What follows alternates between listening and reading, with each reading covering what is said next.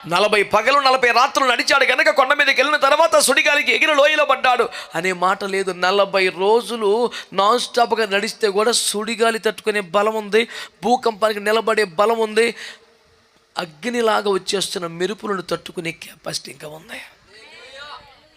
బలం ఉందా? డౌట్ ఉందా? అంటలా. కాబట్టి ఏం చేద్దాం? క్రమంగా యోగ్యంగా ప్రభు బలలో పాల్పొందాం. గొప్ప శక్తి ప్రభు ఇస్తాడు. విశ్వాస జీవితంలో కానీ సేవా జీవితంలో కానీ పోరాటాలు సహజం. నాకే ఎందుకు ఇంత ఎక్కువగా అనిపిస్తాయి, చాలాసార్లు వ్యతిరేకతలు వస్తాయి, ఇబ్బందులు వస్తాయి. మరి ఎవడు బలుస్తాడు? ఆ బలపరుస్తాడు అత్తమానం వచ్చి. పర్లేదు బ్రదర్, ధైర్యం తెచ్చుకుని బ్రదర్, మరి శ్రమలు సహజమే కదండి. పైగా మనం ఈ ఉపదేశం అంటే ఇంకెక్కువ వచ్చేస్తుంటాయి బాధలు.